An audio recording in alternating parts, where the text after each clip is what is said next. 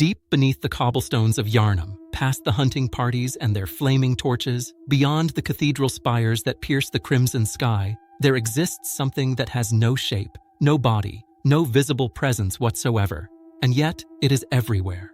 It permeates every drop of blood spilled on those ancient streets. It whispers through the air itself, a voice without a speaker, an intelligence without form. This is Oedon, the most paradoxical and perhaps the most powerful of all the great ones. While hunters pursue the visible horrors, while scholars seek audience with beings they can comprehend, Oedon operates on a level beyond even the cosmic entities that haunt the nightmare. To understand Bloodborne is to understand that what you cannot see may be the most important thing of all. The great ones of Bloodborne are beings of nightmare made manifest, creatures whose very existence defies comprehension. We encounter the amygdala clinging to buildings like monstrous spiders, their many limbs a terrifying spectacle. We witness Ebrietas, left behind by her kin, a being of impossible anatomy, weeping in the depths of the altar of despair. We face the orphan of Kos, newborn yet ancient, wielding its own placenta as a weapon against those who would disturb its rest. Each of these entities possesses form, however alien and disturbing that form might be. They can be seen, they can be touched, they can be fought, and they can be killed, or at least sent back to whatever cosmic plane they originated from. But Oedon is different. Oedon has transcended the very need for physical manifestation. According to the lore revealed through the Carol runes, those symbols transcribed from the inhuman utterings of the Great Ones themselves, Oedon is described with a single haunting phrase: the Great One Oedon, lacking form, exists only in voice. Think about what that means in a world where everything else, no matter how eldritch or incomprehensible, still possesses some kind of physical presence. Oedon is pure consciousness, pure influence, pure will. There is no body to strike, no flesh to rend, no physical anchor to the material world. And yet, the evidence of Oedon's existence and activity is everywhere throughout Yharnam, if you know where to look. The chapel dedicated to his worship stands in the cathedral ward. The tomb bearing his name serves as the final resting place for the wife of Father Gascoigne. The runes associated with him grant hunters power over their own blood, the ability to carry more ammunition and to restore it through brutal violence. What does it mean for something to exist only in voice? In our world, voice is ephemeral, temporary, a vibration in the air that fades as soon as it is spoken. But in the cosmology of Bloodborne, where insight grants the ability to perceive things beyond normal human comprehension, where the lining of the brain with eyes is seen as a path to ascension, voice might mean something far more profound. Voice could be influence, the ability to affect the world through pure will and communication. Voice could be presence, an entity that is everywhere and nowhere simultaneously. Voice could be thought itself, consciousness divorced from the limitations of flesh and blood and bone. When Carol, the runesmith of Bergenwerth, transcribed the inhuman sounds of the Great Ones into symbols that humans could comprehend and utilize, he was essentially translating the voice of beings beyond comprehension into a language of power. If Oedon exists only in voice, then perhaps every rune transcribed by Caril could be, in some sense, a fragment of Oedon's speech. The Formless Oedon rune itself depicts what appears to be a humanoid figure with outstretched arms, positioned between two other figures, as if giving a speech or pronouncement. The symbol seems to ooze, as if blood is seeping from within the very rune itself. This imagery is crucial. Oedon may lack physical form, but his essence is very much present in the material world, carried in the most vital substance of all, blood. The rune description states clearly that, human or no, the oozing blood is a medium of the highest grade and the essence of the formless Great One, Oedon. Blood is not merely Oedon's preference or his tool. Blood is Oedon, or at least, it is the physical manifestation of his formless being. Every time blood is spilled in Yharnam, every time a hunter slaughters beasts and gains blood echoes, every time the healing church performs their ministrations, they are interacting with the essence of Oedon himself. This connection between Oedon and blood explains so much about the world of Bloodborne. The entire society of Yharnam is built upon blood, from the healing properties of the old blood to the addiction to blood ministration that grips the populace. The healing church rose to power through their monopoly on blood treatment. The vile bloods of Cainhurst seek the fabled child of blood. The beast scourge itself is spread through tainted blood, transforming humans into monstrous creatures. All of this happens in a world where, according to the Carol runes, a formless being's very essence permeates every drop of the precious substance everyone seeks. Oedon doesn't need to appear or manifest or take physical action. If blood truly is his essence, then the entire city is already saturated with his presence, operating in ways that align with his nature, pursuing goals that may ultimately serve his purposes whether they realize it or not. Or, the description of both Oedon-related runes includes a fascinating phrase. Both Oedon and his inadvertent worshippers surreptitiously seek the precious blood. Think about those words carefully. Inadvertent worshippers. People who worship Oedon without even realizing they're doing so. The citizens of Yharnam, desperate for healing, line up for blood ministration from the healing church. The hunters, driven to slaughter beasts, constantly seek more blood echoes to grow stronger. The scholars of Bergenwerth pursue the old blood as a path to evolution and transcendence. All of them, inadvertent worshippers of Oedon, serving his ends while believing they serve their own. And they do so surreptitiously, secretly, without open acknowledgement. There's something deeply unsettling about this idea. It suggests that the entire tragedy of Yharnam, from the beast scourge to the healing church's experiments to the hunt itself, could all be expressions of Oedon's will, carried out by people who don't even know they're fulfilling a cosmic agenda. Now, you might wonder how Oedon achieved this state of formlessness. The other great ones, after all, possess physical bodies, even if those bodies are alien and disturbing. The prevailing theory among lore scholars is that Oedon somehow managed to transcend even the other great ones, ascending to a higher plane of existence than his kin. Where the other great ones elevated themselves above humanity and lesser creatures, Oedon elevated himself above even them.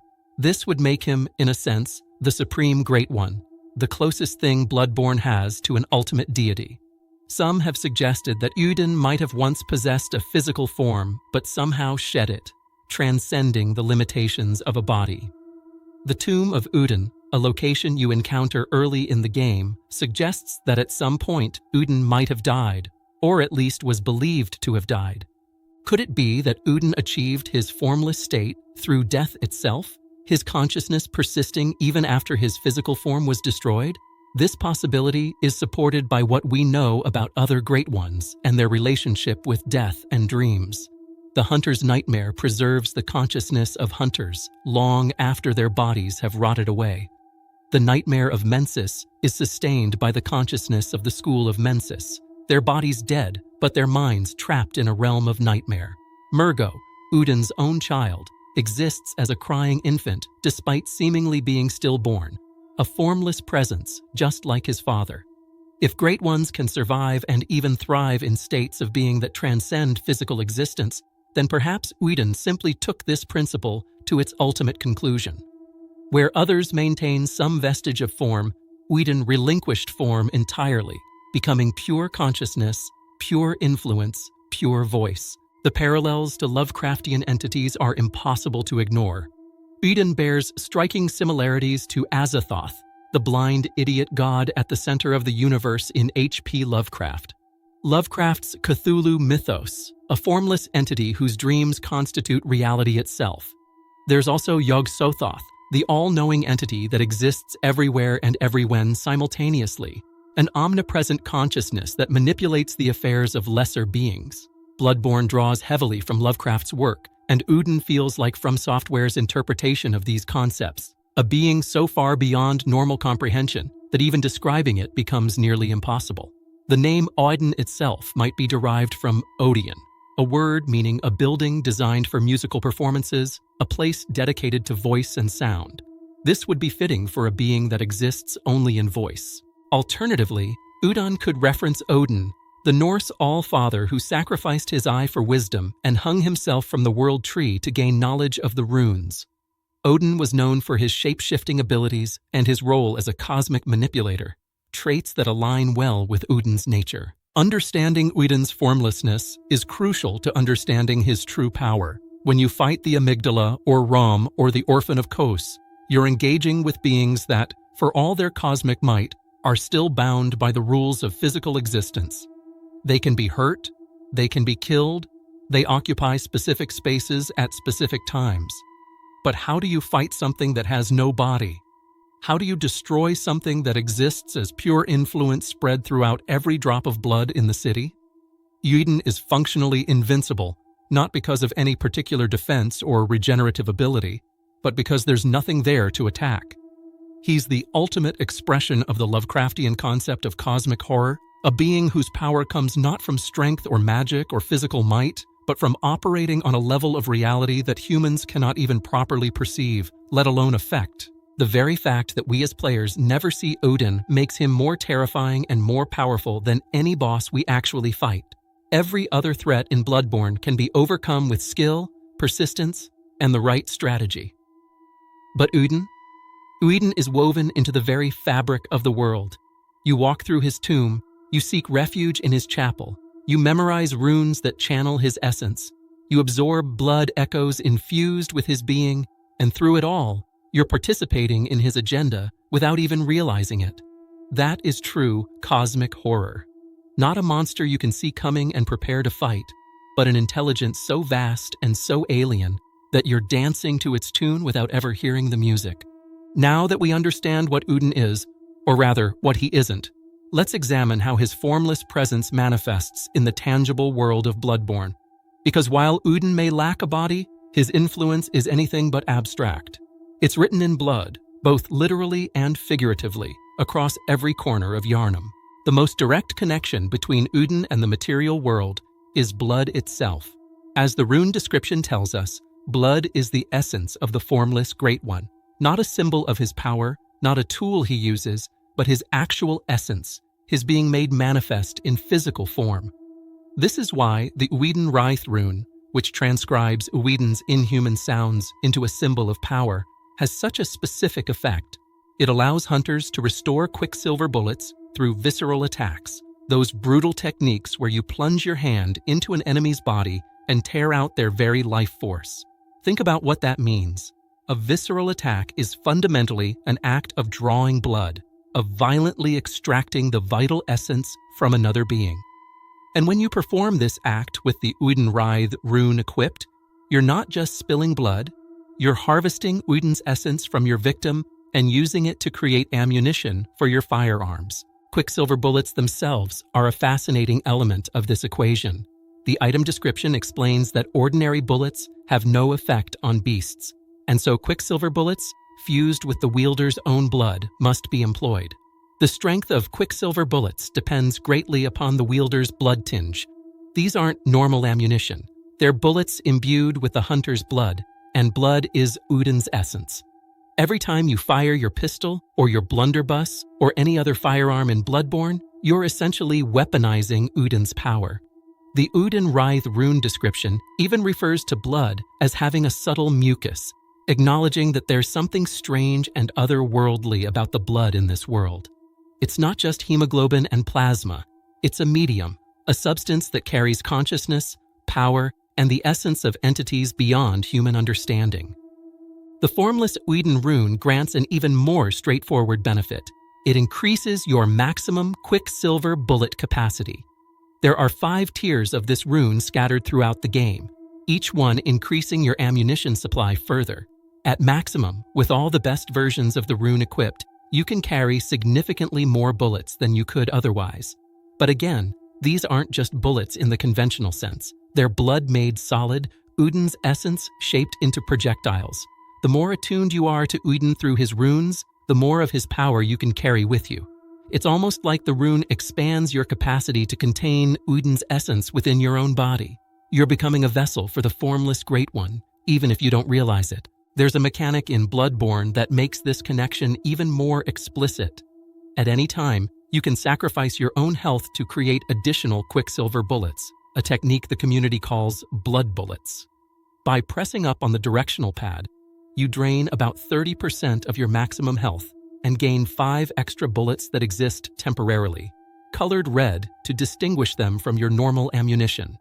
This is a direct conversion of your life force into ammunition, your blood into Oedon's weaponized essence. The game is built around the constant exchange and circulation of blood. You kill beasts to gain blood echoes. You spend blood echoes to level up, which the doll facilitates by channeling your blood into power.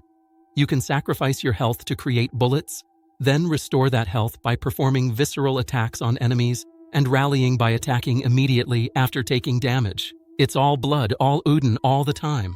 The entire mechanical loop of Bloodborne is fundamentally about harvesting, spending, and redistributing the essence of a formless god. What makes this even more disturbing is the phrase from the rune description. Both Oedon and his inadvertent worshippers surreptitiously seek the precious blood. You, the hunter, are listed among these inadvertent worshippers. Every time you hunt beasts for blood echoes, every time you seek out blood ministration, every time you perform a visceral attack, you're acting as an agent of Oedon whether you know it or not. The game's core gameplay loop is designed around making you serve Oedon's purposes. You're not fighting against him. You can't fight against him. Instead, every action you take feeds into his agenda. The more successfully you hunt, the more blood you spill, the more you're saturating the world with Oedon's essence. The hunter is not the hero of this story. The hunter is a tool, an instrument of a cosmic entity's will, dancing on strings they cannot see. But who else worships Oedon, whether knowingly or unknowingly? The citizens of Yharnam, certainly. Their addiction to blood ministration, their belief in the healing properties of the old blood, their entire society built around the circulation and consumption of blood. All of this serves Oedon. The healing church, which rose to power through their monopoly on blood treatment and their knowledge of the old blood, they worship Oedon without even recognizing him. They think they're pursuing evolution, transcendence, communion with the Great Ones. But the Great One they're actually serving is Oedon, the one whose essence flows through every vial of blood they distribute. Oedon Chapel stands right in the heart of Cathedral Ward, the healing church's territory, dedicated to the worship of this formless entity. Whether the church understands what Oedon truly is or not, they've built their power structure around facilitating his influence. The vile bloods of Cainhurst also serve Oedon's purposes, though again, they probably don't realize it. Queen Annalise speaks of her desire to bear a child of blood, to become the mother of a being that would inherit and perpetuate the vile blood legacy. Blood is Oedon's essence, and the child of blood would be, in effect, a child of Oedon. The special blood of the vile bloods, descended from the Pythagorean queen, makes them particularly suitable for this purpose. Their entire quest for the forbidden blood, their consumption of blood dregs, their ritual practices, all of it ultimately aligns with Oedon's nature and purposes. They seek the precious blood surreptitiously, just as the rune describes. Even the scholars of Byrgenwerth, in their quest for eyes on the inside and their attempts to commune with the Great Ones, inadvertently worship Oedon. Master Willem's belief that the key to transcendence lies in lining the brain with eyes, his pursuit of the old blood as a medium for evolution. These efforts acknowledge the power of blood without understanding its true source. The old blood that Byrgenwerth studied and the healing church later weaponized, that's all Oedon. The evolution they seek, the transcendence they pursue, it's all facilitated by the essence of a formless being who exists on a plane beyond their comprehension. Even Ram, the vacuous spider, that tragic figure granted eyes but cursed with emptiness, exists in a state that mirrors Oedon's own nature, consciousness expanded beyond normal limits, awareness spread thin across multiple planes of existence. This is the terrible genius of Oedon's formlessness. By being everywhere and nowhere, by existing as essence rather than entity, he doesn't need temples or priests or formal worship. The entire society worships him simply by living, by participating in the blood-soaked culture of Yharnam. Every hunter who takes up arms, every citizen who undergoes blood ministration, every scholar who studies the old blood, every vile blood who seeks forbidden power, they're all inadvertent worshippers, all surreptitiously seeking the precious blood, all serving the agenda of something they cannot see and likely cannot even conceive of. This is cosmic manipulation at its finest. Oedon doesn't command or demand or impose. He simply is, and his being permeates everything so thoroughly that all actions ultimately feed back to him. Let's turn our attention now to the physical locations associated with Oedon. While he himself has no form, there are places in Yharnam dedicated to him, and these locations reveal much about his influence and how others perceive him. The first place where players encounter Oedon's name is the Tomb of Oedon, the arena where you face Father Gascoigne in one of the game's early mandatory boss fights. This is a graveyard, a place of death, filled with headstones and crypts. The fact that it's called the Tomb of Oedon suggests that at some point, Oedon was believed to have died, or at least was thought to be dead enough to warrant a tomb. But here's the thing. You can't really have a tomb for something that was never physical in the first place. A tomb is meant to house remains, a body, physical evidence of someone's existence and subsequent death. What does it mean to have a tomb for a formless entity? Several theories emerge from this paradox. The first is that Oedon once had a physical form and genuinely died, with his tomb serving as his burial place. His current formless state would then be a result of death rather than transcendence, his consciousness persisting after his body was destroyed. This aligns with what we know about other beings in Bloodborne. Queen Yharnam is dead, her body nothing but a dried husk, yet her consciousness persists in the nightmare, still weeping for her lost child.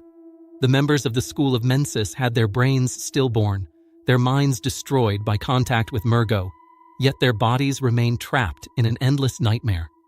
Death in Bloodborne doesn't mean cessation of existence. It often means transformation into something else, something that exists on a different plane. Perhaps Oedon died in the conventional sense but continues to exist as pure consciousness, pure voice, his essence spread throughout all blood in the world. The second theory is that the Tomb of Oedon isn't actually Oedon's tomb at all, but rather a tomb for those who worshipped him or were somehow associated with him. The graveyard would be a place where Oedon's followers were laid to rest, with the location named after the deity they served. This makes a certain amount of sense. After all, you find Viola's body here, the wife of Father Gascoigne, and Gascoigne himself meets his end in this location. It's a tomb for Oedon's people rather than for Oedon himself. The Tomb of Oedon would then be similar to a churchyard, a burial ground associated with a particular faith or deity, rather than the deity's own final resting place. The third and perhaps most intriguing theory is that the tomb represents Oedon's formlessness itself, a tomb that contains nothing, a memorial to something that cannot die because it was never truly alive in the way we understand life. The Tomb of Oedon would be a statement about the nature of the being it commemorates, an empty space acknowledging the absence that is Oedon's defining characteristic. This interpretation treats the tomb as symbolic rather than functional, a way for humans to interact with and conceptualize something that defies normal categories of existence and non-existence. Immediately adjacent to the Tomb of Oedon is Oedon Chapel, one of the most important safe havens in the game. The chapel becomes a refuge for NPCs during the hunt, a place where survivors can gather and find temporary safety from the beasts that prowl the streets. The chapel dweller, a kind and gentle soul despite his disturbing appearance, welcomes anyone who seeks shelter, making it one of the few genuinely safe spaces in all of Yharnam. The very existence of Oedon Chapel in the heart of Cathedral Ward is significant. The Cathedral Ward is the domain of the Healing Church, the seat of their power and influence. Yet here, right in the center of their territory, stands a chapel dedicated to Oedon. This suggests that at some point, Oedon was recognized and formally worshipped by at least some faction within Yharnam's power structure. The chapel is small compared to the grand cathedrals of the Healing Church, humble in its architecture and decoration, but its position and its role in the game suggest it has a special significance that goes beyond its modest appearance. Interestingly, there's a lesser amygdala clinging to the side of Oedon Chapel, one of those spider-like great ones that remains invisible until you have sufficient insight to perceive it. Why would an amygdala be drawn to this particular location? The implication is that the chapel holds some kind of power or significance that attracts great ones. Perhaps the concentration of worship, the prayers of the survivors who gather there, calls to these entities. Or perhaps the amygdala is there specifically because it's Oedon's chapel, drawn to the place dedicated to the Formless One. The amygdala don't harm those inside the chapel as long as they remain inside, suggesting some kind of covenant or agreement, a protection granted to those who seek shelter in Odin's domain. The chapel dweller himself is one of the most interesting NPCs in the game. He's kind, compassionate, genuinely happy to help others and provide them shelter. His dialogue is filled with warmth and hope, rare qualities in the bleak world of Bloodborne. But here's the disturbing part. When killed, the chapel dweller drops the formless Oedon Carol rune, one of the highest tier versions that significantly increases your quicksilver bullet capacity.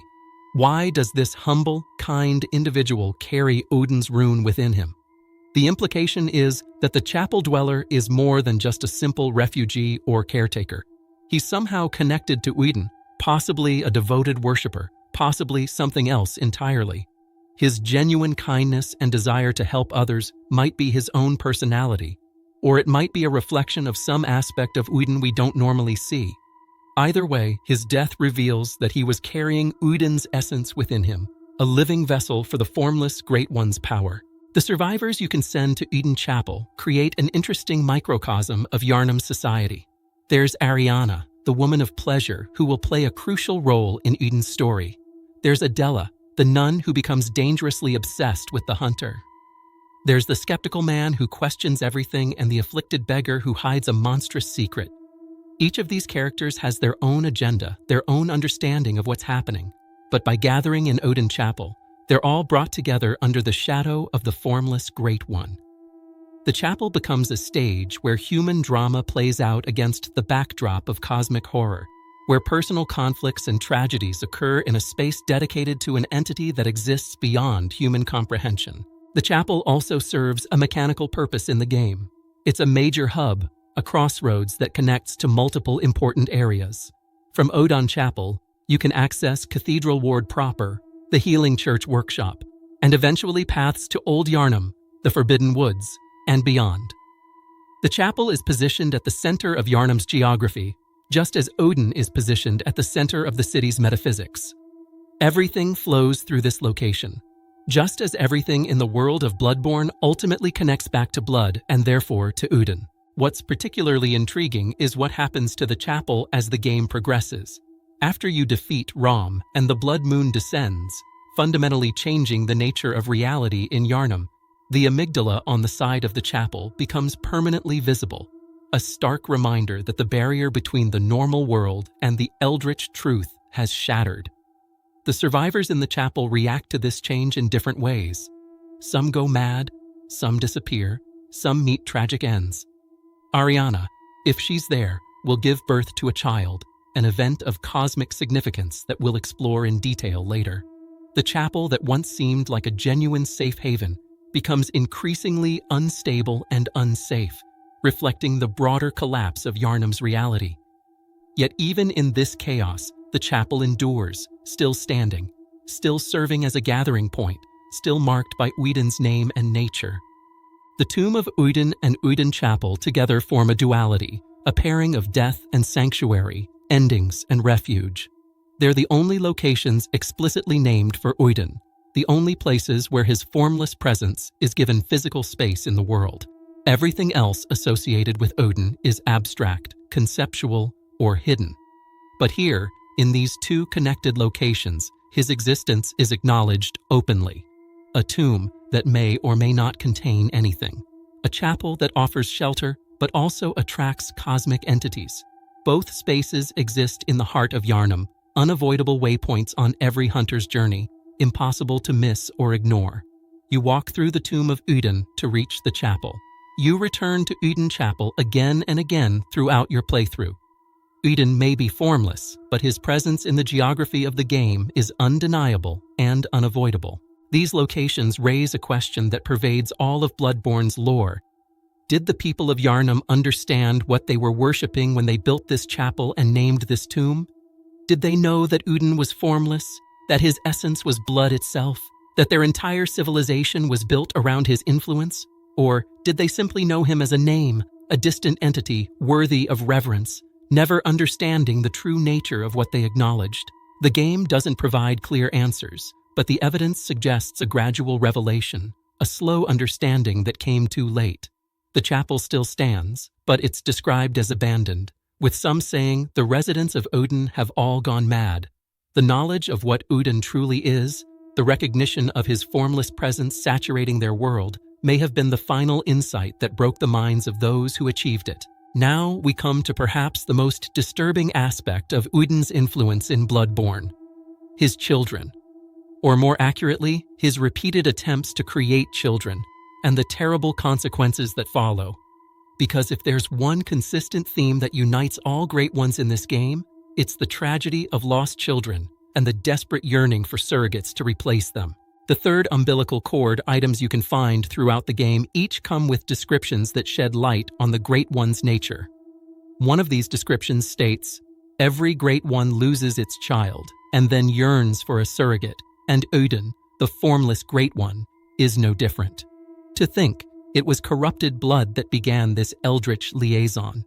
This single piece of text reveals so much about Oedon's actions and motivations. Like all Great Ones, Oedon has lost his child and seeks to replace it. But unlike other Great Ones who adopt surrogates or bestow children upon humans through more conventional means, Oedon's method is unique. He uses corrupted blood, his own essence, to impregnate human women, creating children that are half human and half Great One, beings that bridge the gap between mortal and cosmic. The most significant of Oedon's children, at least in terms of the game's main story, is likely Mergo. This infant Great One lies at the heart of the nightmare of Mensis, protected by Mergo's wet nurse, its cries echoing through the nightmare realm. Mergo is the child of Queen Yharnam, the Pythagorean queen whose ghostly figure appears throughout the game, weeping and mourning for her lost baby. The evidence strongly suggests that Oedon is Mergo's father. Mergo is formless, exactly like Oedon. You never actually see Mergo in the game, only an empty cradle and the sound of crying. The child exists as pure sound, pure voice, just like its presumed father. When you approach Mergo's loft and finally confront the wet nurse guarding the infant, the child itself is invisible, intangible, nothing but presence and sound. Queen Yharnam's story is one of the most tragic in the game. She was the ruler of the ancient Thumerian civilization, a people who dwelled in labyrinths deep beneath the earth, and who were said to be guardians of the slumbering Great Ones. At some point, Oedon impregnated her, using her special blood as a vessel for his child.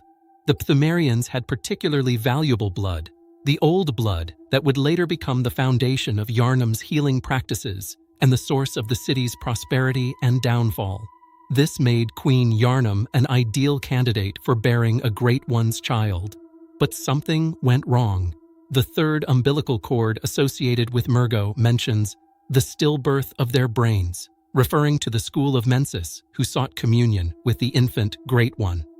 Whether Mergo himself was stillborn or whether the child's birth was traumatic in other ways, it's clear that the outcome was tragic. Queen Yharnam appears throughout the game covered in blood, her dress increasingly stained as you progress, weeping and reaching for her lost child.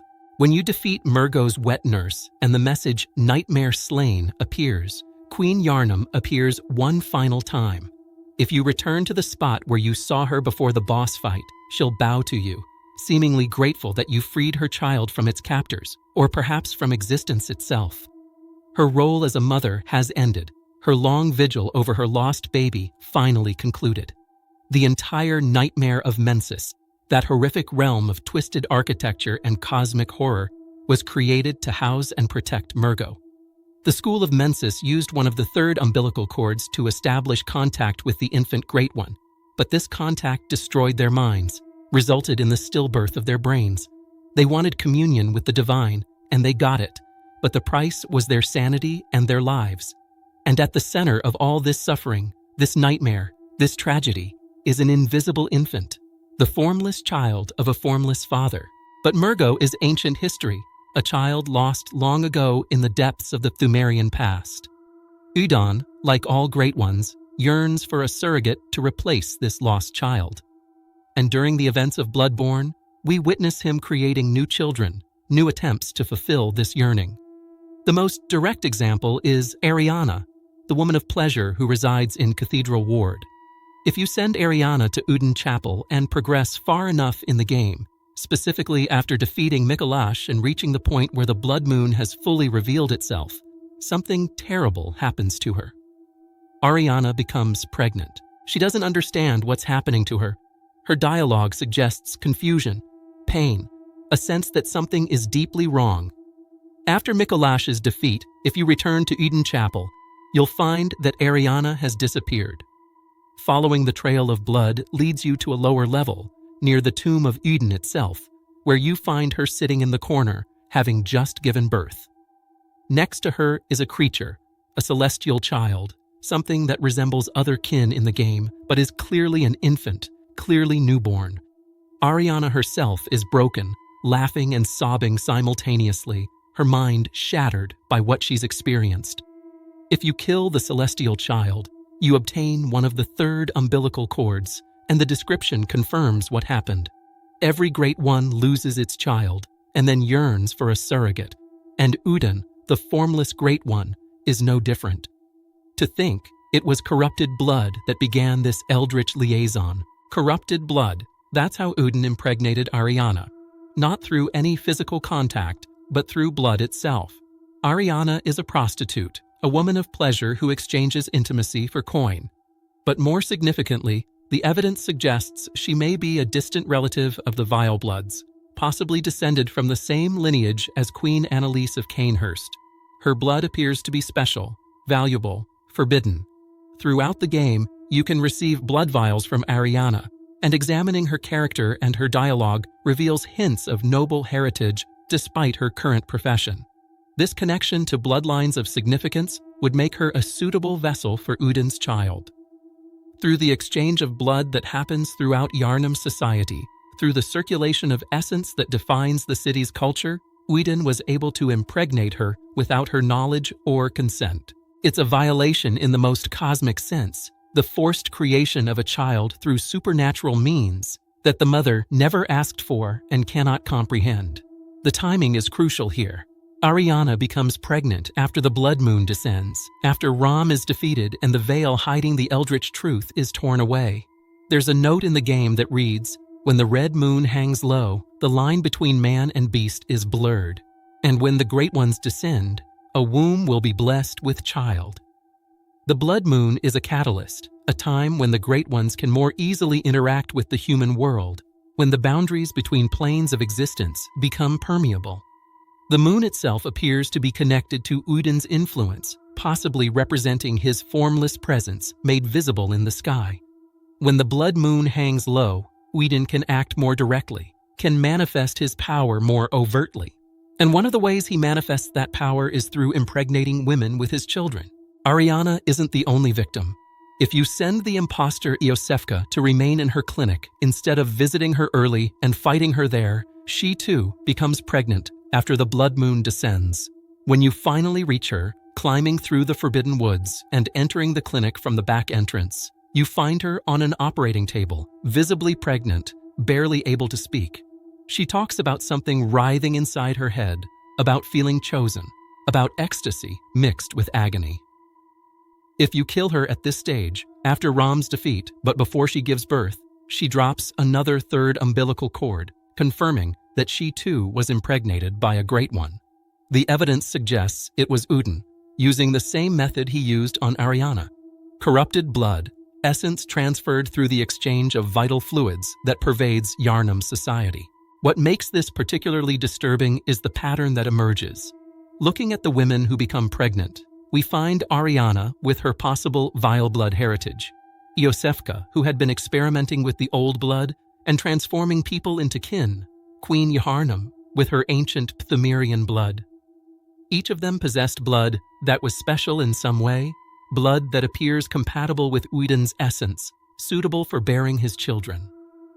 Whether this represents intentional selection or simply the natural affinity between compatible essences, the pattern suggests more than random chance. The mechanics of how Oedon's essence finds suitable vessels remains one of the mysteries at the heart of his nature. But here's the tragic irony at the heart of this entire endeavor. Every great one loses its child. It's not just that great ones have lost their children in the past.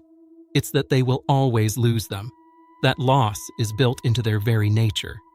The third umbilical cords are described as precursors to actual umbilical cords, suggesting that Great One children never fully develop, never reach maturity. Mergo is forever an infant, crying in the nightmare. The orphan of Kos, another Great One child, appears newborn even though its mother has been dead for ages. Ariana's baby is a weak, pathetic thing that dies immediately when she does, suggesting it cannot survive without her. These children are stillborn in one sense or another, incomplete, unable to achieve independent existence. And yet the Great Ones keep trying, keep yearning for surrogates, keep seeking to create children that will survive where others have failed. Oedon's repeated attempts to father children reveal something profound about his nature. For all his power, for all his transcendence beyond physical form, he's still bound by the same cosmic tragedy that afflicts all Great Ones. He cannot create lasting life. His children are doomed to be formless echoes of himself, crying voices without bodies, presences without substance.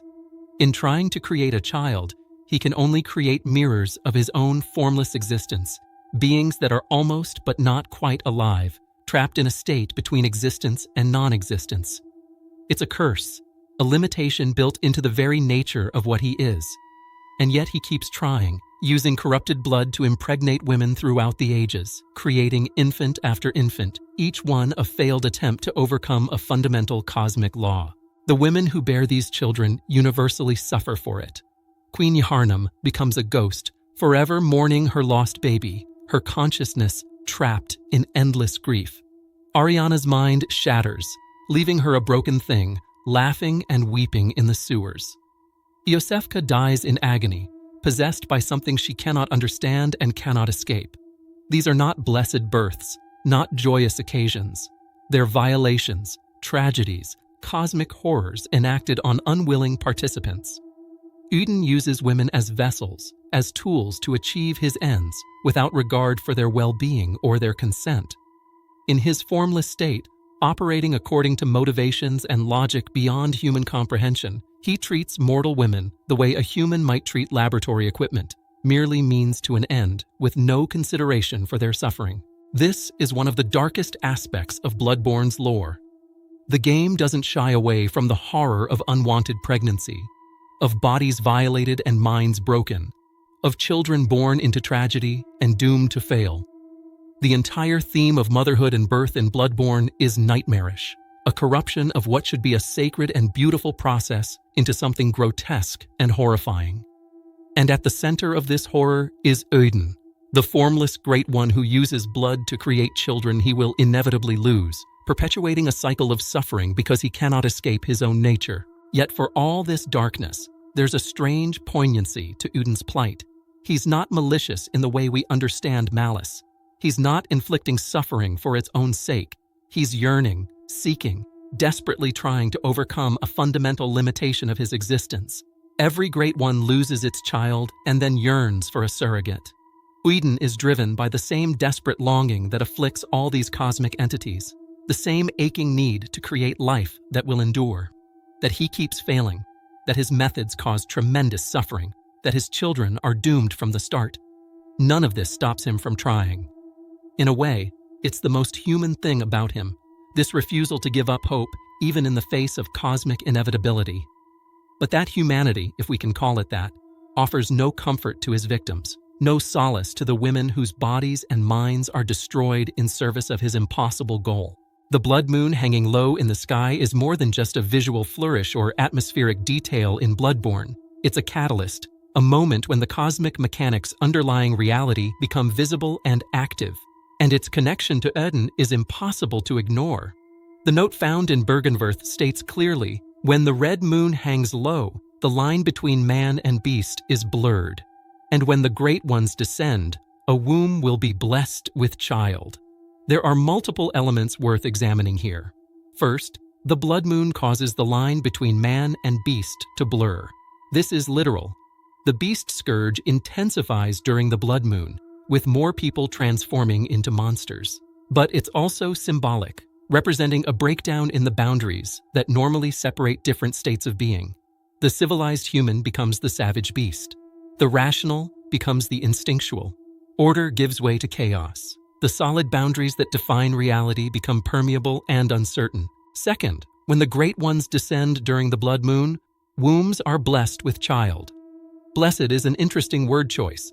It suggests something positive, something good, something holy. But we've seen what these blessed pregnancies actually look like. Ariana sobbing and broken, Yosefka dying in agony, Queen Yharnam mourning for ages. These are curses masquerading as blessings, cosmic horrors dressed up in the language of the divine. The word blessed likely reflects the perspective of the people who wrote the note, the scholars of Bergenwerth, who believed that contact with the Great Ones was something to aspire to, something wonderful and transformative. They saw these pregnancies as blessings because they represented communion with cosmic entities, a joining of the mortal and the divine. They didn't understand or didn't care about the suffering this communion caused. The blood moon itself could be understood as a manifestation of Oedon's influence. The moon is pale normally, a symbol of the moon presence and the dream it creates. But during certain events, it turns blood red, becomes the blood moon, saturated with what might be Oedon's essence. If blood truly is Oedon, then the blood moon would be Oedon made visible, his formless presence given shape in the sky, hanging overhead like a cosmic eye watching everything that transpires in Yharnam. When the moon turns red, reality changes. You can suddenly see the lesser amygdala that have been clinging to buildings all along. The world becomes stranger, more overtly nightmarish. This shift could represent Oedon's influence intensifying, the veil between the normal world and the eldritch truth becoming thin enough to see through. The timing of the blood moon is crucial. It descends after you defeat Ram the vacuous spider, that tragic figure who was blessed with eyes but cursed with emptiness. Ram was hiding the truth, concealing the eldritch reality that underlies Yharnam's seeming normalcy. Master Willem and the scholars of Bergenwerth elevated Ram, providing the eyes needed to perceive the truth, and then tasking this being with hiding that truth from others.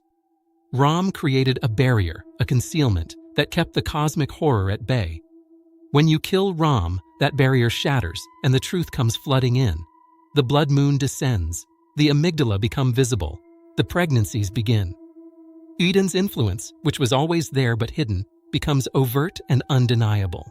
This suggests that Oedon's power is always active, always influencing Yharnam, but normally operates beneath the surface, concealed from normal perception.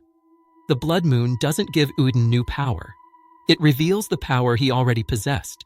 It makes visible what was always invisible, makes tangible what was always formless. The pregnancies that occurred during the blood moon didn't start when the moon turned red. The process likely began earlier, with the corrupted blood circulating through Yharnam's population, through the blood ministration, and the exchange of vital fluids that defines the city's culture. The blood moon is simply when the effects become visible, when the children are ready to be born, when Oedon's influence can no longer be hidden or denied. The connection between the moon and Oedon raises intriguing questions about the moon presence, that final boss of Bloodborne's true ending. The moon presence is called Flora in Japanese, a name that suggests blooming and growth and life. But there are hints in the official Bloodborne art book that suggest the moon presence might be related to Oedon, possibly even an aspect or manifestation of him. This remains one of the community's most debated theories. If there is a connection, then the pale moon and the blood moon could represent different facets of the same entity. The pale moon would be the moon presence, the physical manifestation, the form that can be seen and fought and killed. The blood moon would be Oedon, the formless essence, the influence that permeates everything without being visible. The moon itself would become a symbol of the duality between form and formlessness, presence and absence, the visible and the invisible. This connection would explain why the hunter's dream, which is explicitly connected to the moon presence, operates on principles that align so closely with Oedon's nature. The dream is fueled by the blood echoes that hunters collect and the Dahl channels into power. The entire economy of the dream is based on what the runes identify as Oedon's essence. Every time you level up, you're converting blood echoes into personal power, facilitated by the doll, who is herself animated by the moon presence. The cycle is self-reinforcing. The moon presence creates the dream and binds hunters to it. The hunters go out and kill beasts, collecting blood echoes. Those blood echoes feed back into the dream, strengthening it and the hunters simultaneously. And blood is identified in the Carol runes as Oedon's essence, which means the entire system operates on the formless Great One's fundamental nature. If the moon presence truly is connected to or an aspect of Oedon, then the final confrontation of the game takes on new meaning. When you consume 3/3 umbilical cords and defeat Gehrman, you resist the moon presence's attempt to bind you to the dream. The moon presence descends and tries to force you into submission with its attack that drains your health to 1 point, leaving you completely vulnerable. But with the umbilical cords consumed, you've gained enough insight to resist. You can fight back. You can kill the moon presence. And when you do, you undergo a transformation, becoming an infant Great One yourself. You literally become what Oedon has been trying to create all along, a child of a Great One, a being that bridges the gap between mortal and cosmic. The dark irony is that in defeating the moon presence, you might be fulfilling Oedon's agenda rather than opposing it. You become his surrogate child, the replacement for Mergo and all the other children he's lost. Your transformation into an infant Great One happens in the hunter's dream, that realm created and maintained by the moon presence, powered by blood echoes, which are Oedon's essence. The doll picks you up, the newly transformed infant, and cradles you gently, promising to support you through the ages. If the moon presence is an aspect of Oedon, and you've killed that aspect but transformed in the process, then you're not really defeating Oedon. You're becoming the child he's yearned for all along, continuing the cycle in a new form. This interpretation casts the entire game in a different light. You're not a hero opposing the Great Ones and their influence. You're a pawn in a cosmic game, manipulated from the very beginning into serving Oedon's purposes. The contract you signed with the Blood Minister at the start of the game? That might have been a contract with Oedon himself, binding you to his service. Every beast you killed, every blood echo you collected, every moment of your hunt, all of it feeding into Oedon's agenda.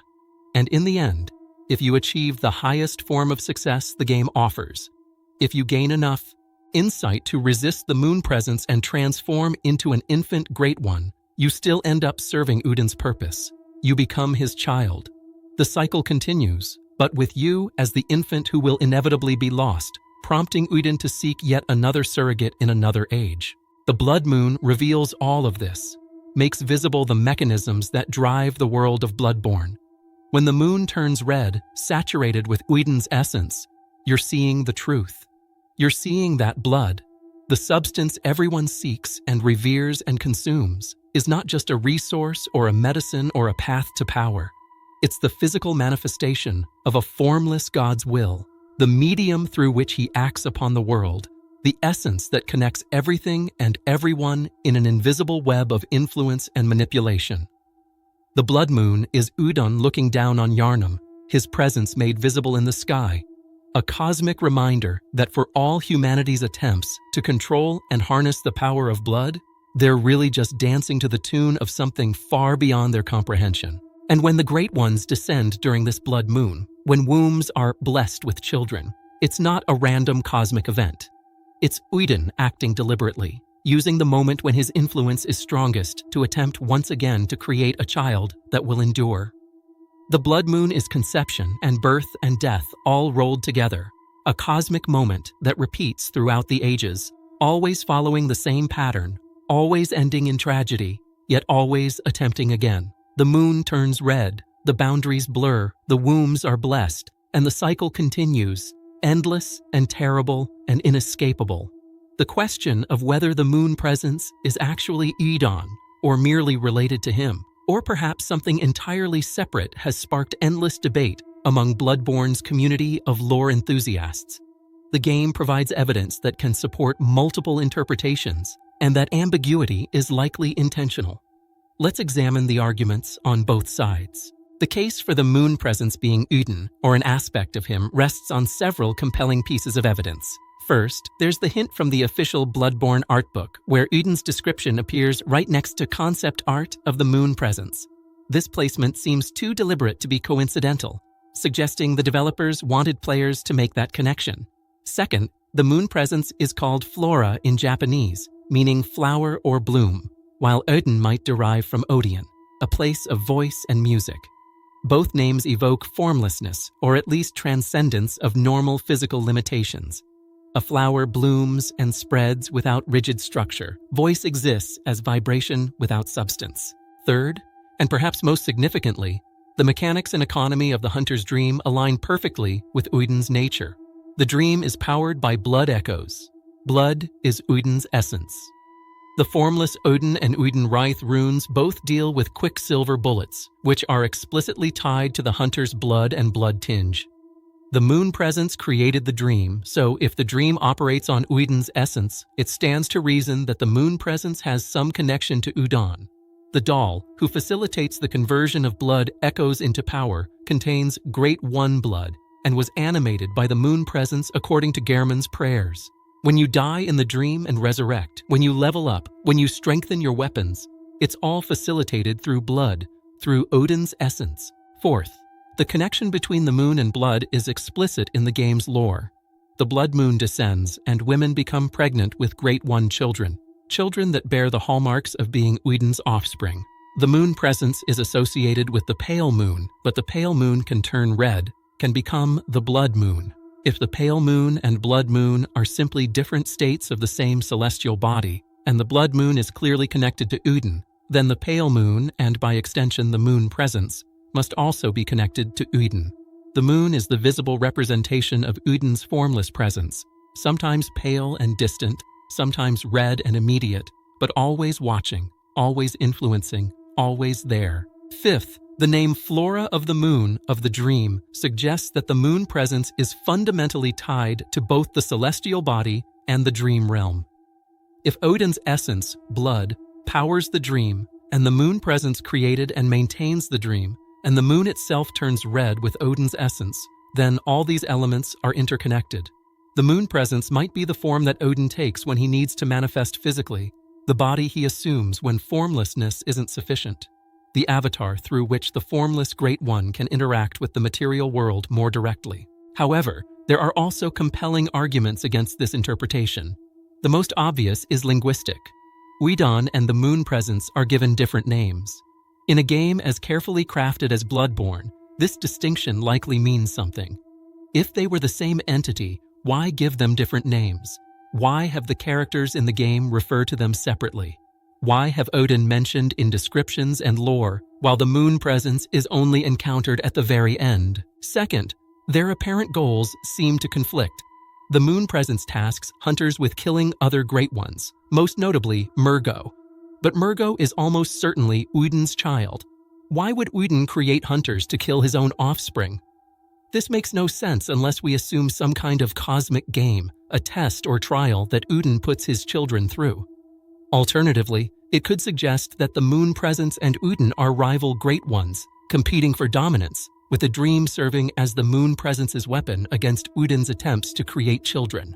Third, the moon presence has a physical form, a body you can fight and kill. Oedon is explicitly formless, existing only in voice. How can the same entity be both formless and formed? The counter-argument is that Oedon exists in multiple states simultaneously, that his primary nature is formless, but he can manifest a body when needed, or that the moon presence is like a puppet or avatar, a physical shell animated by Oedon's formless will. But this requires significant speculation beyond what the game directly states.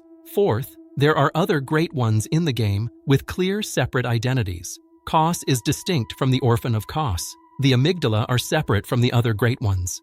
Ebrietas is her own entity. The pattern suggests that Great Ones are individual beings with their own identities and agendas. To argue that Oedon and the moon presence are the same contradicts this established pattern unless Oedon is special, different from the others in yet another way. A middle position, and perhaps the most satisfying interpretation, is that the moon presence and Oedon are distinct entities but closely related. They might be aspects of the same cosmic force, different facets of the same fundamental power. The pale moon and the blood moon, the dream and the blood, form and formlessness. These could be complementary rather than identical.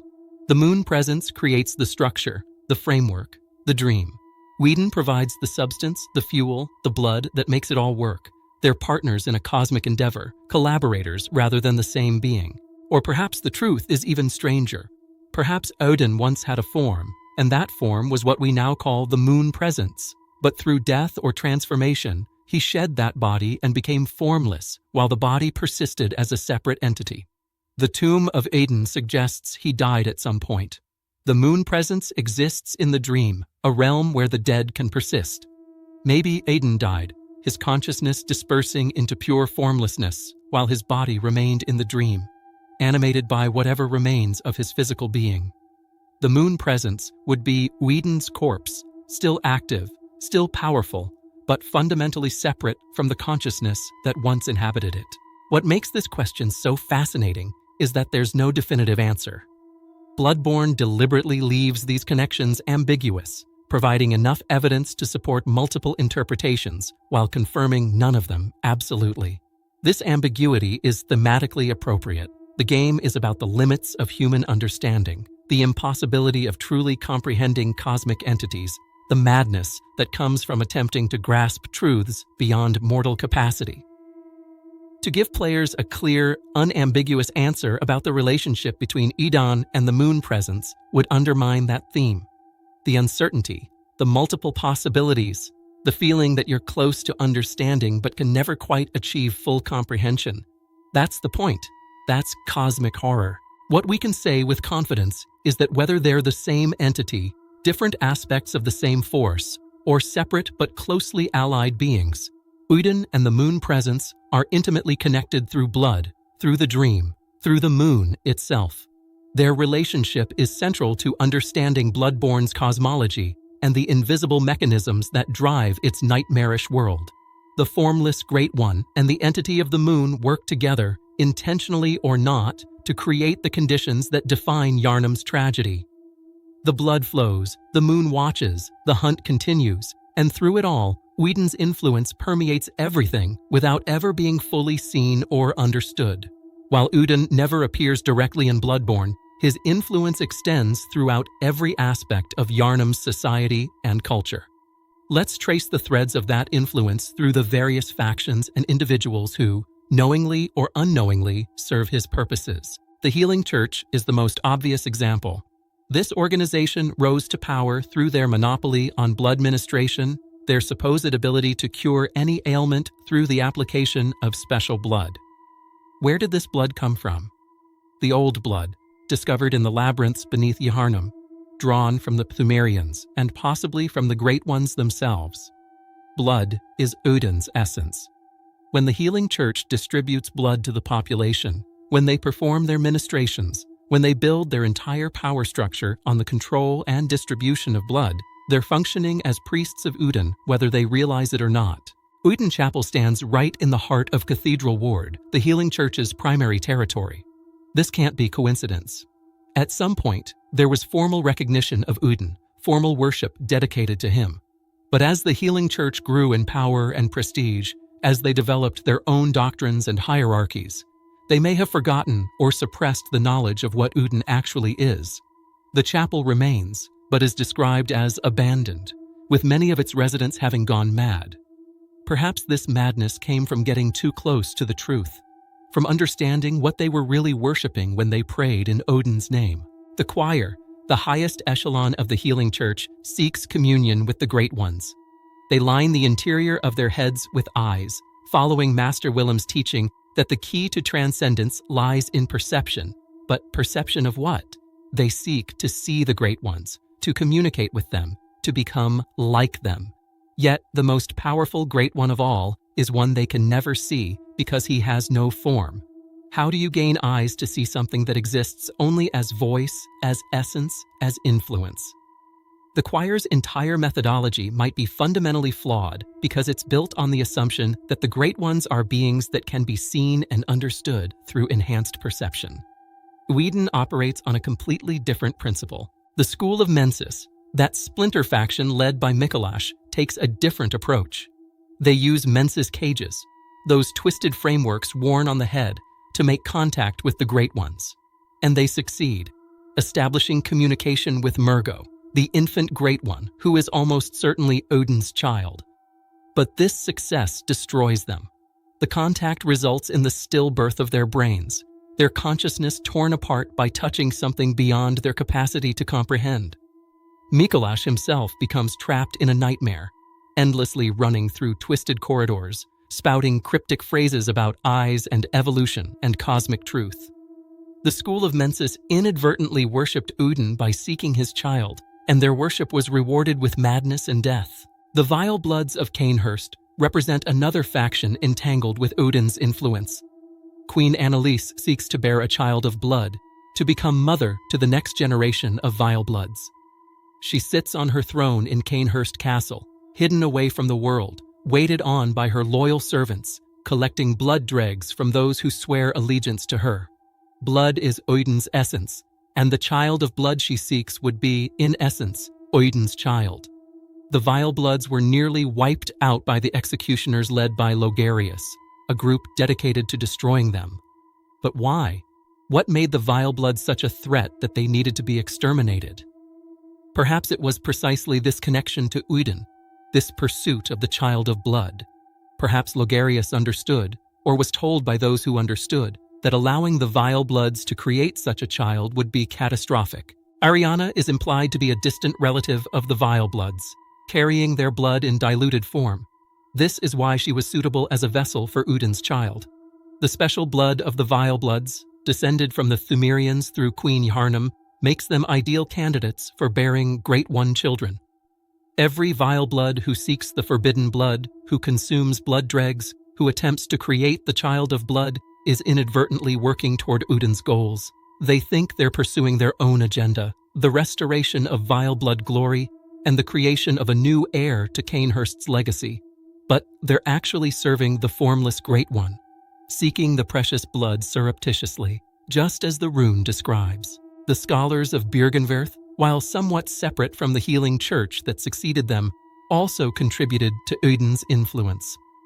Master Willem's dictate to fear the old blood suggests he understood at least partially what it represented, what dangers it posed. Yet his students, including Lawrence, who would go on to found the healing church, rejected this teaching. They wanted to use the old blood to harness its power, to achieve evolution and transcendence through its application. Lawrence summoned the moon presence, possibly with Willem's knowledge, possibly against it. If the moon presence is connected to Oedon, then this summoning was the moment when Oedon's influence over Yharnam became overt and undeniable. The creation of the hunter's dream, powered by blood echoes, established a system that would ensure the constant circulation of Oedon's essence throughout the city for ages to come. Even the hunters themselves, those who oppose the beasts and fight to protect humanity, are inadvertent worshippers of Oedon. Every beast they kill yields blood echoes. Those blood echoes are collected and channeled into power through the doll in the hunter's dream.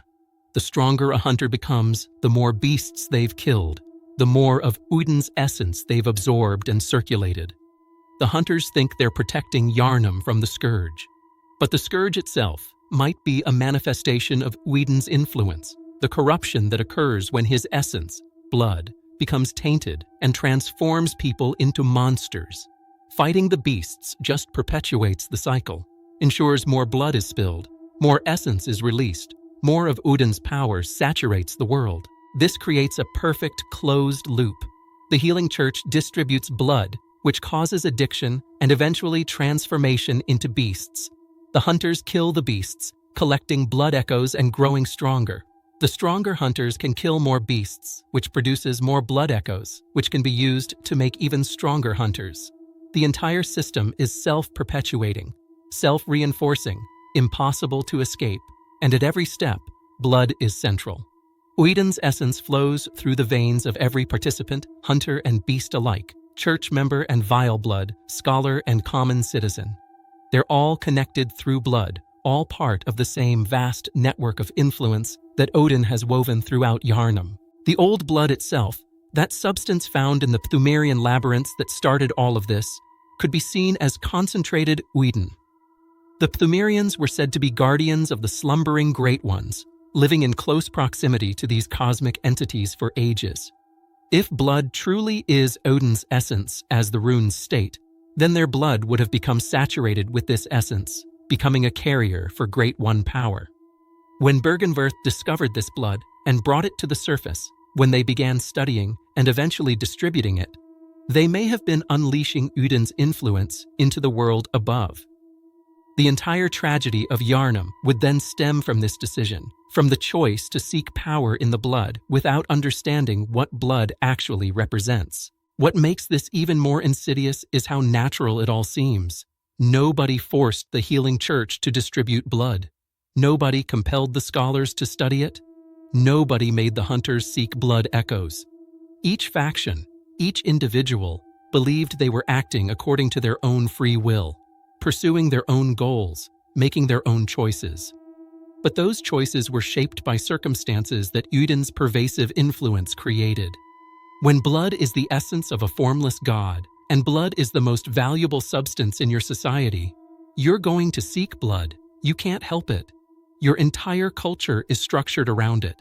The pursuit of blood feels natural, obvious, necessary.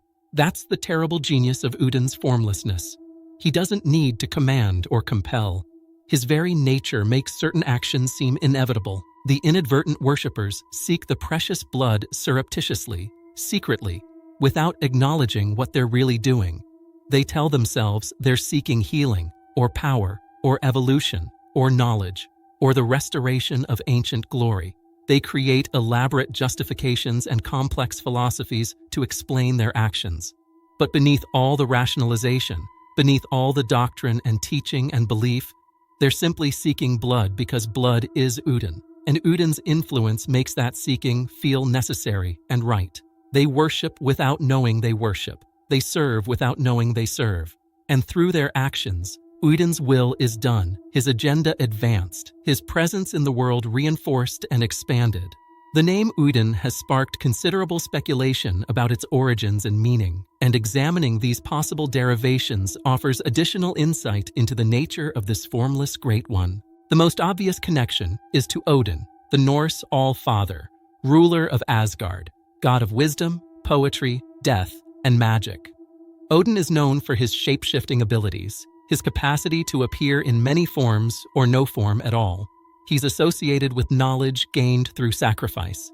He hung himself from Yggdrasil and sacrificed an eye to gain understanding of the runes. In Norse mythology, runes are more than just letters. They're sources of power, secrets of the universe made tangible. This aligns perfectly with Bloodborne's Kirill runes, those symbols transcribed from the inhuman utterings of the Great Ones that grant hunters supernatural abilities. If Oedon is based on Odin, then the connection to runes makes perfect sense. Oedon exists only in voice, in sound, in utterances that can be transcribed into runes of power. Odin is also the god who gathers fallen warriors to Valhalla, creating an army for Ragnarok, the end of the world. He manipulates events and people to achieve his cosmic goals, operating according to knowledge and foresight that mortals cannot comprehend. This aligns with Oedon's role in Bloodborne as a cosmic manipulator, an intelligence that shapes events without direct intervention, that uses others to achieve its purposes. The hunters are gathered into the hunter's dream, just as warriors are gathered to Valhalla, both serving the purposes of an entity whose true motives remain mysterious. Another possible derivation is from Oedon, a word referring to a building designed for musical and poetic performances, a place dedicated to voice and sound. This fits perfectly with the description of Oedon existing only in voice. An Oedon is architecture built around the principle that sound matters, that voice has power, that utterance deserves a dedicated space. If Oedon is named after this concept, it emphasizes his nature as pure voice, pure sound, pure communication without physical form. He is the Oedon itself, the space where voice resonates, the medium through which sound travels and achieves its effects. Some scholars have suggested a connection to Oedipism, which refers to self-inflicted removal of the eye, named after Oedipus, who blinded himself upon discovering his terrible crimes. This seems less obvious until you consider the role of eyes and insight in Bloodborne. The game is obsessed with eyes, from Master Willem's teaching about lining the brain with eyes to gain insight, to the literal eyes that appear on some enemies when you have enough insight, to the entire concept that perception and understanding are linked. Oedon exists only in voice, meaning he has no eyes, no capacity for visual perception. He has, in a sense, already removed his eyes, existing in a state of blindness that is also a state of transcendence. Perhaps this self-inflicted lack of vision is what allows him to exist as pure voice, to transcend the limitations of physical perception. The connection to Lovecraft's cosmic entities is unmistakable. Azathoth, the blind idiot god at the center of the universe, exists as a formless nuclear chaos, dreaming reality into existence while mindless pipers play around it. Oedon, as a being of pure voice, surrounded by his utterances, transcribed into runes, echoes this imagery. Yog-Sothoth, the entity that exists everywhere and everywhen simultaneously, that knows all and sees all despite having no conventional form, provides another parallel. Yog-Sothoth is described as existing outside of space and time, as being simultaneously past, present, and future. Oedon's formless nature suggests a similar transcendence of normal limitations, an existence that isn't bound by the rules that govern lesser beings. Nyarlathotep, the crawling chaos, is particularly relevant because of his role as a manipulator, a trickster god who meddles in mortal affairs for incomprehensible reasons. Nyarlathotep appears in many forms, adopting whatever shape suits his purposes, which, in a way, makes him formless, having no true form, only temporary manifestations. This aligns with the theory that the moon presence might be a manifestation of Oedon, a form adopted for specific purposes while the true essence remains formless. Nyarlathotep serves other outer gods, acting as their messenger and agent. Perhaps Oedon similarly serves some higher cosmic principle, his actions in Yharnam part of an agenda we cannot perceive. The linguistic analysis of Oedon itself is interesting. In Greek, ode relates to song, to lyric poetry meant to be sung. This again emphasizes voice, sound, utterance as central to Oedon's nature. The suffix on often indicates a state of being or existence in various languages. Oedon could be interpreted as the state of being song, existence as voice, the essence of sound. This interpretation treats the name itself as a description of what Oedon is rather than who he is. He's not an entity that has a voice. He is voice, he is sound, he is the principle of utterance made into a cosmic force. There's also a poetic irony in the name when you consider that we, the players, never actually hear Oedon. For a being that exists only in voice, he is completely silent to us. We read about his voice in item descriptions. We know that Kirill transcribed his inhuman utterings into runes, but we never actually hear those utterings ourselves. This could be a limitation of the medium. It's difficult to create a sound in a game that conveys cosmic, inhuman, reality-breaking utterance. Or it could be deliberate, a representation of the fact that Oedon operates on a level we cannot directly perceive. His voice exists, but it's not for mortal ears. It resonates on frequencies we cannot detect, carries meanings we cannot process. The combination of all these possible derivations creates a complex portrait of Oedon. He's the wise manipulator from Norse mythology, the formless cosmic entity from Lovecraft, the embodiment of voice and sound itself, the being who has transcended physical sight. Each interpretation adds another layer, another dimension to understanding what this Great One represents. And true to Bloodborne's style, none of these interpretations is confirmed or denied absolutely. They coexist as possibilities, as different ways of approaching something that ultimately resists complete understanding. What unites all these interpretations is the theme of transcendence. Oedon transcended normal human limitations through sacrifice and wisdom. Azathoth transcended form through becoming pure chaos. Nyarlathotep transcends identity by having no true form. And Oedon transcends everything, becoming pure voice, pure essence, pure influence. The name encodes this transcendence, gestures toward it through multiple possible meanings, none of which fully captures what Oedon is, because language itself is insufficient to describe a being that exists beyond the normal categories of existence and non-existence. presence and absence, form and formlessness. For the player character, the hunter, Oedon represents something both completely absent and utterly central to their experience. You never encounter Oedon directly. There's no boss fight, no dialogue, no cutscene where Oedon makes an appearance. Yet from the moment you sign the contract in Blood and wake up in Yharnam, you're entangled in Oedon's web. The very mechanics of the game ensure your participation in Oedon's agenda. You kill beasts to gain blood echoes. Blood echoes are literally described as the echo of someone's blood, the resonance of their vital essence after death. Blood is Oedon's essence. So blood echoes are echoes of Oedon, fragments of the formless Great One's being that you collect and accumulate. The more successfully you hunt, the more blood echoes you gather, the more saturated you become with Oedon's power. What do you do with these blood echoes? You spend them. You return to the hunter's dream and trade them to the doll for levels, for increased attributes, for power. The doll channels your blood echoes into upgrades through a process that's never fully explained but clearly involves some kind of communion or connection. She touches you, and you grow stronger. Your blood echoes flow into you as permanent power. But those blood echoes are Oedon's essence, which means you're absorbing Oedon into yourself, making his formless power part of your being.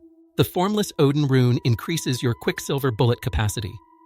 Quicksilver bullets are created by fusing mercury with your own blood. The rune allows you to carry more of these bullets, which means it's expanding your capacity to contain and weaponize blood. The Oedon Wraith rune allows you to restore Quicksilver bullets through visceral attacks, those brutal techniques where you literally reach into an enemy's body and tear out their essence. Both runes fundamentally change your relationship with blood, make you more effective at harvesting it, using it, circulating it. Equipping these runes means allowing Oedon's influence to change you at a fundamental level. The game's entire progression system is built around this circulation of blood. You start weak and become strong by killing and collecting blood echoes.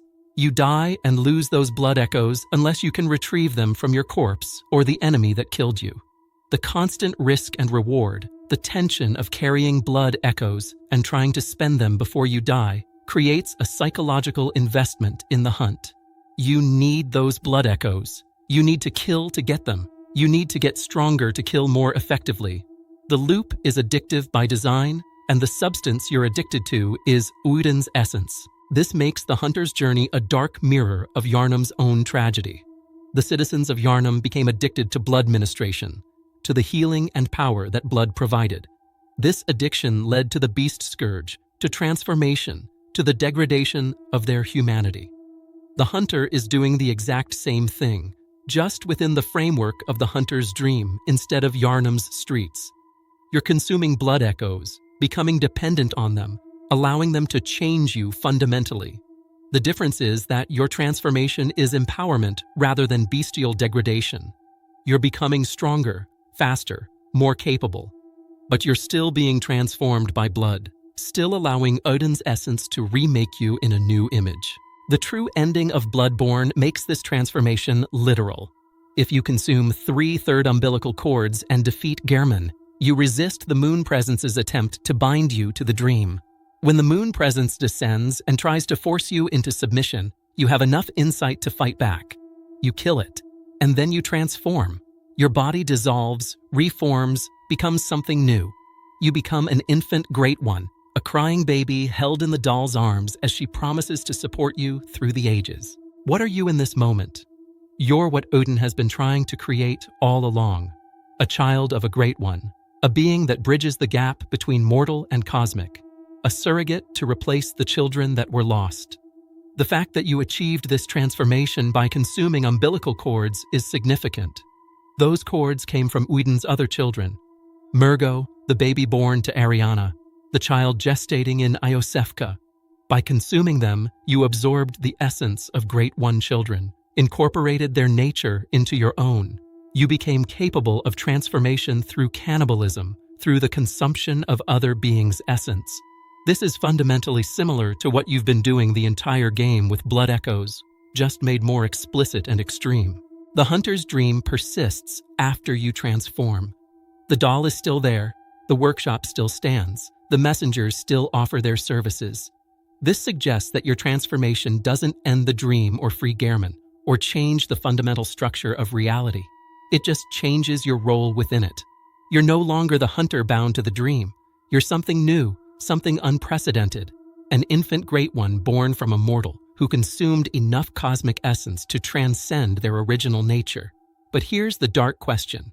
What happens next? Every great one loses its child.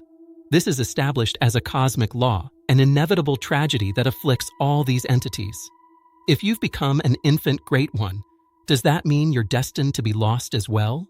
Will the doll, who promises to support you through the ages, have to watch you disappear or die or transform into something else?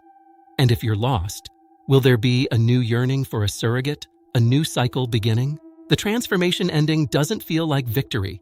It feels like the beginning of a new chapter in an endless story, a story where children are born and lost and sought again in perpetual repetition. You've escaped the role of hunter only to become the role of lost child. You've transcended mortality only to enter a new form of tragedy. And through it all, Oedon's influence persists, his formless presence shaping events, his agenda advancing whether you realize it or not. Some have theorized that the entire game represents Oedon's design from the beginning.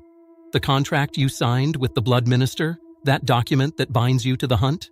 One interpretation suggests you could be signing a contract with Oedon himself, agreeing to become his agent, his tool, his potential child. The blood transfusion you receive at the start of the game fills you with old blood, which the game's runes identify as connected to Oedon's essence. From that first moment, you're marked, set on a path that will lead either to eternal servitude in the dream or transformation into an infant great one. The dream itself might be connected to Oedon's nature, a realm that could have been designed to cultivate and harvest blood echoes, to create hunters who will circulate his essence throughout Yharnam. The moon presence serves as the administrator of this system. But if there's a connection between the moon presence and Oedon, as the art book hints, then according to this interpretation, it could all be one vast machine designed to perpetuate Oedon's influence. Gehrman is the first prisoner, the first hunter bound to the dream, but through him, thousands of other hunters have been recruited, each one killing beasts, collecting blood echoes, strengthening the system. When you refuse Gehrman's offer and fight him, you're not rebelling against the system. You're proving yourself worthy of ascending within it. Gehrman's test is designed to identify hunters who have gained enough insight, absorbed enough essence, become strong enough to transform. Those who accept his offer and choose to wake up from the dream are returned to the waking world with their memories of the hunt fading. They've served their purpose but weren't worthy of transcendence. Those who refuse and fight have demonstrated the strength and insight necessary for the next stage. And that next stage, after consuming umbilical cords and defeating the moon presence, is becoming what Oedon has been seeking, a child that might endure. This interpretation casts the entire game not as a story about fighting cosmic horror, but about being cultivated by it, about being shaped and molded and eventually transformed into something that serves a cosmic agenda. Under this reading, you think you're hunting beasts to save Yharnam, but you could be participating in a process that has nothing to do with Yharnam's salvation and everything to do with Oedon's desire for a child. The hunt becomes a test, the dream a crucible, and you the raw material being forged into something new. The tragedy, according to this interpretation, is that you never had a choice. From the moment you needed that blood transfusion, the moment you signed that contract, you were claimed. Everything that follows is predetermined, not in the sense that you lack free will in your moment-to-moment actions, but in the sense that the structure of the world ensures you'll move in certain directions, make certain choices, end up at one of a few predetermined conclusions. You can wake up from the dream, but your memories will fade. You can become the new Gehrman, but you'll be trapped in endless servitude. Or you can transform into an infant great one, but you'll eventually be lost. Based on what the runes tell us about Oedon's formless, all-pervasive nature, there appears to be no option where you defeat him, where you escape his influence, where you free yourself from the web woven through blood itself. When Oedon is formless and his essence is blood, you cannot fight what you cannot see, cannot escape what permeates everything including your own body. And yet there's something oddly comforting about the transformation ending despite its dark implications. The doll cradles you gently, speaks to you with affection, promises to be there for you. It's one of the few genuinely tender moments in the entire game. After dozens of hours of violence and horror, of fighting through nightmares and cosmic abominations, you find yourself in a state of vulnerability and innocence, cared for by someone who seems to genuinely love you. That this is also a state of complete dependence, that you're now helpless and will eventually be lost according to cosmic law, that your transformation serves Oedon's agenda rather than your own. All of this fades into the background in that moment of being held and comforted. Maybe that's the final horror of Oedon's influence. Not that it forces you into tragic circumstances, but that it makes those circumstances feel acceptable, even desirable. You've become what Oedon wanted you to become, and in that moment, it feels like success rather than manipulation. You've transcended mortality, achieved a form of immortality or at least cosmic significance, become something greater than what you were. The fact that this serves someone else's purposes, that you're a surrogate child for a formless god's unfulfillable yearning, becomes secondary to the immediate experience of transformation and care. This is how Oedon's formlessness translates into power. He doesn't need to force or command. He creates conditions where what he wants and what you want align closely enough that you willingly do his bidding while believing you're following your own path. The inadvertent worshippers seek the precious blood surreptitiously, not knowing they worship, not knowing they seek Oedon's essence, believing themselves to have agency and purpose independent of cosmic manipulation. And in a sense, they do have agency. They make real choices. They follow genuine desires. It's just that those choices and desires exist within a framework that Oedon's formless influence has shaped so thoroughly that all paths lead back to him. In the vast cosmos of Bloodborne, populated by cosmic horrors and eldritch entities, Oedon stands apart. Not because he's the strongest in conventional terms, not because he's the most visible or the most active, but because he represents something more fundamental and more terrifying than any monster you can fight with a weapon.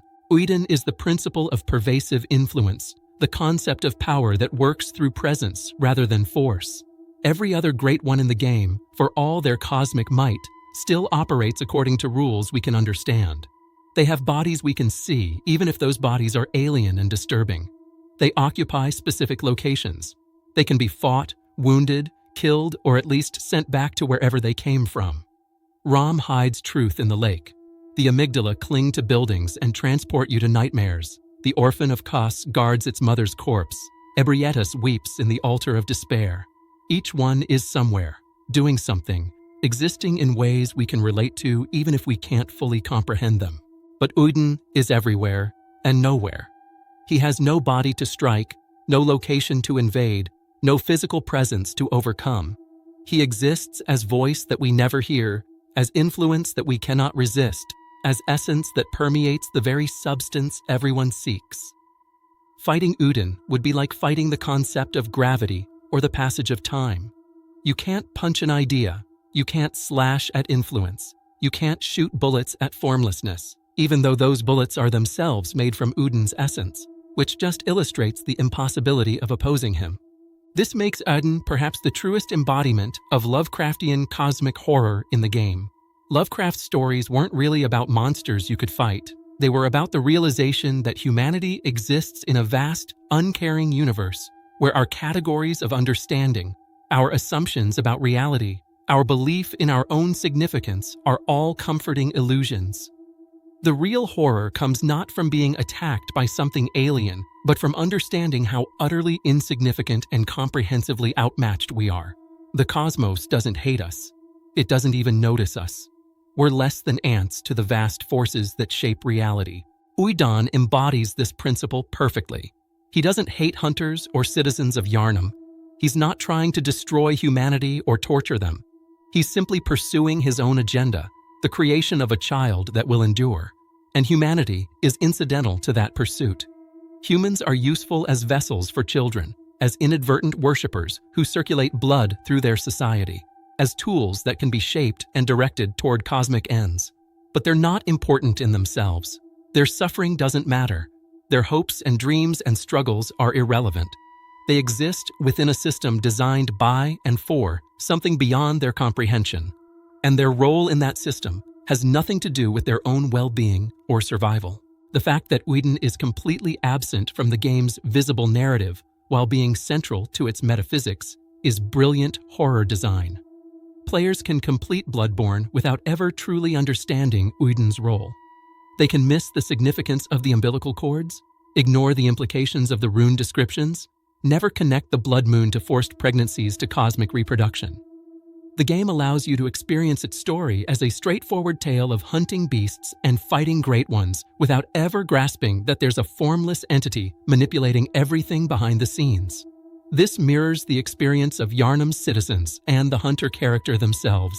They go through their lives, pursue their goals, make their choices, never realizing that they're dancing to a cosmic tune. But for players who dig deeper, who read every item description, who think about the implications of what they're seeing, who connect the scattered pieces of lore into a coherent picture, Oedon emerges as the central figure, the hidden god whose influence explains everything else. The beast scourge, corruption of Oedon's essence in blood. The healing church's power, built on distributing Oedon's essence. The hunter's dream, fueled by Oedon's essence in the form of blood echoes. The pregnancies during the blood moon, Oedon attempting to create children. The transformation ending, becoming Oedon's surrogate child. Every major element of the game traces back to this formless entity that you never actually encounter. This is what makes Oedon terrifying in a way that transcends jump scares or grotesque imagery. He represents the horrible possibility that everything you do, every choice you make, every goal you pursue might be serving an agenda you cannot see, shaped by influences you cannot perceive, moving toward ends you would never choose if you truly understood what was happening. Your entire life might be a puppet show where you're the puppet and the strings are invisible, and the puppeteer has no face and no body, and exists only as voice that you cannot hear. And yet, knowing this doesn't free you. You can understand Oedon's influence, can trace its effects through Yharnam's history and culture, can recognize your role as inadvertent worshipper, and none of it matters because you still need blood echoes to progress, still need to hunt beasts to survive, still exist within a system where all the rules are designed to perpetuate his influence. Knowledge doesn't grant power when the thing you've learned about is fundamentally beyond your capacity to affect or resist. This is the ultimate expression of cosmic horror. Not ignorance, because ignorance can be cured by knowledge. Not powerlessness in the face of superior force, because that implies you could fight if you were stronger. But the realization that you're operating within a framework that you cannot escape, shaped by an intelligence that you cannot comprehend, serving purposes that you never chose, and there is no exit, no escape, no way to opt out of the system because the system is everything. Oedon is formless, and in his formlessness, he is omnipresent. Oedon exists only in voice, and in that voice, he shapes reality. Oedon seeks the precious blood, and that blood is himself. And everyone who seeks blood is seeking him, serving him, worshiping him without ever knowing his name or understanding his nature. If you found this exploration of Bloodborne's most mysterious Great One fascinating, make sure to like this video and subscribe to the channel for more deep dives into video game lore. We'll be examining other cosmic horrors, hidden narratives, and the intricate stories woven into FromSoftware's masterpieces. What other aspects of Bloodborne's lore would you like to see explored? Let me know in the comments below. Until next time, may you find your worth in the waking world. And remember, the most terrifying monsters are the ones you never see.